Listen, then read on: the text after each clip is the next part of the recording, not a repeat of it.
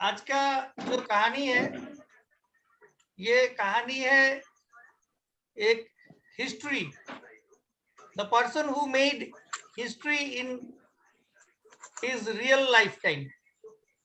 His name is Karoly Takacs. Karoly Takacs जो है वो हंगेरियन आर्मी में 1938 में काम करते थे और 1938 में कैरोली टैकाक्स का एक गोल था कि वो बहुत प्रैक्टिस किया शूटिंग में और उस बंदूक के शूटिंग में वो अपने आप को इतना माहिर बनाया कि वो ओलंपिक में गोल्ड मेडल जीतने के लिए जितना ताबड़तोड़ कोशिश करना चाहिए सारा कोशिश किया. कोइंसिडेंटली क्या हुआ, 1938 को जब कैरोली टैकाक्स प्रैक्टिस करके अपने आप को ओलंपिक के लिए तैयारी किया, उसके बाद एक हादसा हुआ क्योंकि उस टाइम में वर्ल्ड वॉर का एक वो चल रहा था और उस हादसे में क्योंकि वो हंगेरियन आर्मी में था तो उस टाइम में उनका क्या हुआ, एक हैंड ग्रेनेड ब्लास्ट होने के वजह से उनका जो दायां हाथ है वो दायां हाथ उनका जख्मी हो गया और दायां हाथ उनका मतलब काटना पड़ा. तो सोचिए, जो आदमी ओलंपिक में गोल्ड मेडल जीतने का लिए कोशिश कर रहा था, वो आदमी का अगर जो मेन हाथ है जिसके जरिए वो ओलंपिक में गोल्ड मेडल जीतेगा और इतना मेहनत किया, उनका एक सपना है, तो सारा सपना चूर हो गया. हॉस्पिटल से वो वापस आया तो जनरल हमारे जैसा आदमी होने से हम सोचेगा चलो भाई और पॉसिबल नहीं है. लेकिन कैरोली टैकाक्स जो है, कैरोली टैकाक्स अपने आप को इतना मोटिवेट किया कि वो दोबारा वो अपना लेफ्ट हैंड से प्रैक्टिस करना चालू किया. 1940 में जब हंगेरी में एक कंपटीशन हो रहा था, शूटिंग कंपटीशन, वहां पे जब वो पहुंचा तो उनका दोस्त लोग बोला और उसका साथी जो और भी जो जिन लोग वहां पे शूटिंग का प्रैक्टिस कर रहा था चैंपियनशिप खेलने के लिए, तो उन लोग यही बोला कि वाह देखो क्या बात है, ये एक स्पोर्ट्समैन स्पिरिट है. उनका हाथ चला गया लेकिन फिर भी हमें मोटिवेट करने के लिए हमारा चैंपियनशिप में आया है. यही तो होता है अच्छे स्पोर्ट्समैन का स्पोर्ट्समैनशिप.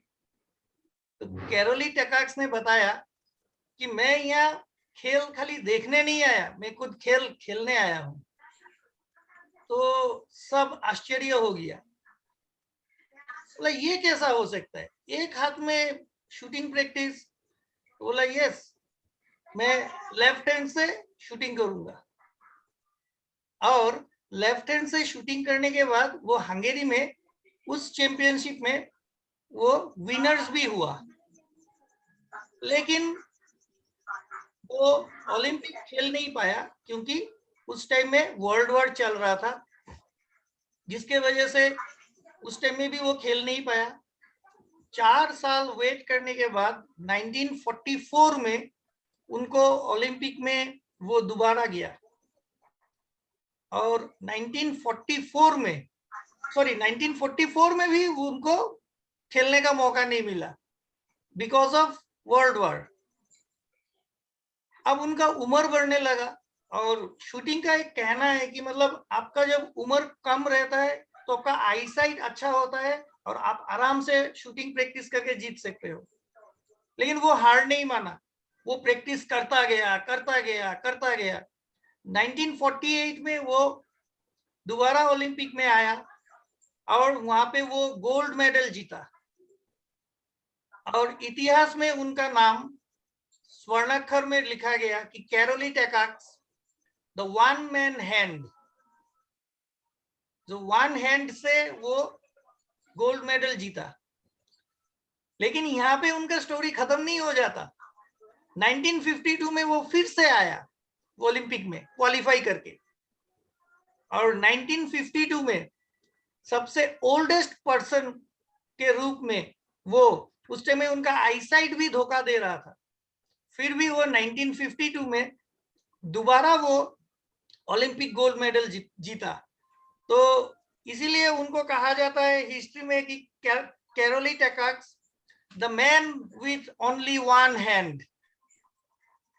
सो इस मोटिवेशनल स्टोरी में हमें यही सीख मिलता है कि अगर हमारा पास एक गोल है और अगर हम वो गोल कोशिश करते रहे, तो सोचिए 1938 से लेके उनका सपना पूरा हुआ 1948 में उनको गोल्ड मेडल मिला। 10 साल, not a matter of joke. इस बीच उनको वर्ल्ड वॉर भी देखना पड़ा। सो चांसेस बहुत ही नेग्लिजिबल था, लेकिन वो अपना काम खुद करता गया, अपना प्रैक्टिस जारी रखा, और रेस्ट इज द हिस्ट्री। इसीलिए आज हम कैरोली टैकाक्स के बारे में बोल रहे हैं। सो माय डियर फ्रेंड्स, उम्मीद पे जिंदगी कायम है, सो उम्मीद हमें छोड़ना नहीं चाहिए। सही बात। Thank you sir. Thank you very much everybody. आप लोग इतना देर से मेरा ये कहानी सुनने के लिए